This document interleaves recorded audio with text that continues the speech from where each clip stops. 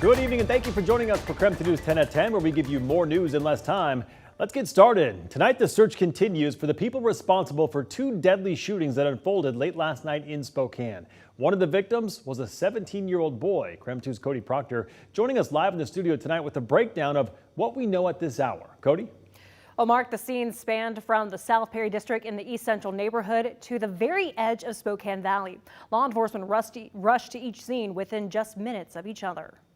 Just heard I think it was 5 or so loud sounds, kind of like a gunshot. Two separate shootings left 2 people dead Wednesday night. Both scenes less than 3 miles apart. Sounded like a gunshot across the street and sirens going on, and all of a sudden the police show up. The first happened just before 8:30 p.m. on East 7th between Helena and Pittsburgh in the East Central neighborhood near Liberty Park. Spokane police say 3 people were shot, including a 17-year-old boy who died.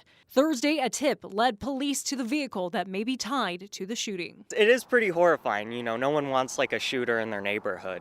Not far away, Spokane Valley deputies responded to the other scene, this time at a home near the corner of East 2nd Avenue and Havana. The Spokane Valley Police Department says they received a call reporting a shooting had happened about 2 hours earlier and someone was dead inside the home.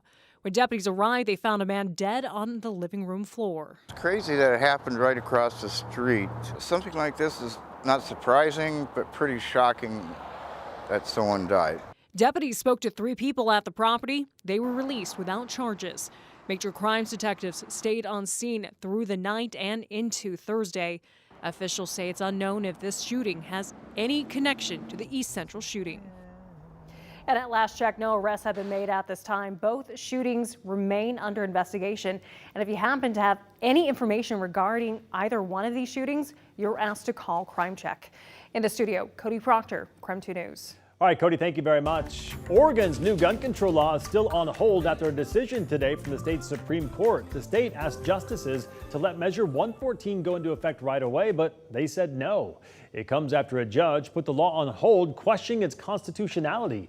Measure 114 would require a permit to buy a gun and limit magazine capacity. While the Supreme Court decided to stay out of the case for now, it could weigh in on future challenges. New tonight, the DEA is warning about a large increase in the number of fake prescription pills that could contain a deadly dose of fentanyl. The agency says the pills analyzed last year, 6 out of 10 contained what could be that lethal dose. That's an increase from 2021 when 4 out of 10 fentanyl-laced fake prescription pills were found to have a lethal dose. Just 2 milligrams of fentanyl, about what can fit on the tip of a pencil, can be deadly.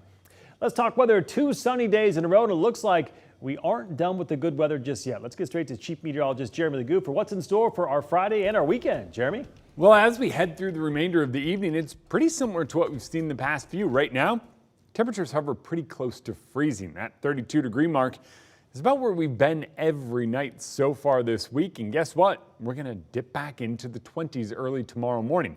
But those 20s come with a round of light precipitation. Right now, we're starting to see that take over the west side. Showers coming down in Seattle and Tacoma and Olympia, and now moving into the Cascades. We're going to watch that trek its way across the state. And early tomorrow morning, we get a little bit of moisture. Emphasis on little. There's not much moisture and not much energy. So as this little shortwave moves through, what winds up happening is we see a light round of showers.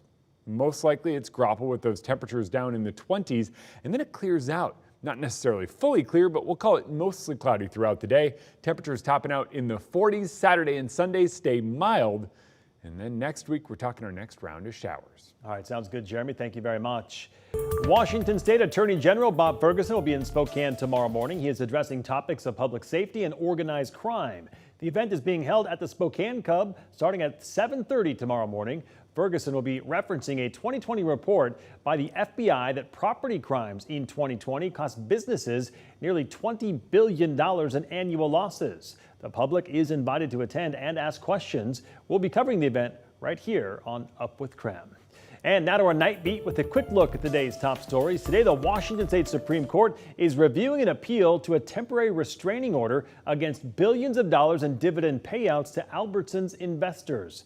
Albertsons is set to merge with Kroger. A temporary restraining order prohibiting the payout was lifted about 2 weeks ago.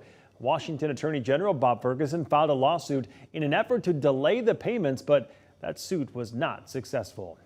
Russell Wilson's foundation, Why Not You, is defending its practices after a USA Today investigation questioned the amount of money it gives to charity. A report shows the foundation spent about $600,000, which is just 24.3 cents of every dollar on charitable activities in 2020 and 2021 combined, and nearly double as much on employees. It also shows one executive with the foundation has a $200,000 salary. In an online statement, the foundation said, quote, they have successfully partnered to deliver more than $13 million benefiting education, pediatric cancer research, and hunger prevention. The Cooney County Sheriff's Office is calling for more funding after the county failed its last inspection.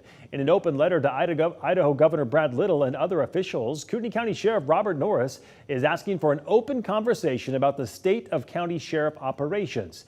They believe the state can and should do more to fund the department and the jail. Norris claims the Cooney County Jail is 30% overcrowded, with the felony population at 83%. And that was your Night Beat. To learn more about any of these stories, just text us the word night to 509-448-2000 and we'll send them right to your phone. A unanimous vote by the U.S. House tonight means the U.S. will officially condemn China for its newly uncovered balloon surveillance program. This comes as officials across the nation are calling for accountability, including a senator in Montana saying the administration owes Americans answers. The parts of the balloon that have been recovered tonight have English markings and appear to have been manufactured in the West. And now the State Department is considering leveling sanctions against the makers of the balloon. Well, a proposed bill in the Washington State House would make voting in the state mandatory. I recently talked to the bill's author to learn more. House Bill 1220 is the universal voting bill, and it would require folks to register to vote and then vote. That's State Representative Charlotte Mena, who represents the 29th Legislative District over on the west side. She says her bill aims to get more people, especially those in historically disenfranchised communities, involved in their government. But would voters be penalized with a fine or even jail time if they don't vote? You can catch my Verify report coming up tomorrow on KREM 2 News at 4 and 6 p.m. Well, this morning, the Empire Health Foundation gave Spokane City Council members an update on the process of closing the homeless camp on WashDOT property near I-90. The foundation says there are two main outcomes they are focusing on: closing the camp and ensuring there are sufficient housing options. Officials now say the issue is some of those individuals do not qualify to stay at local shelters. Some of the individuals have intensive substance use issues that preclude them from being able to participate at the shelters.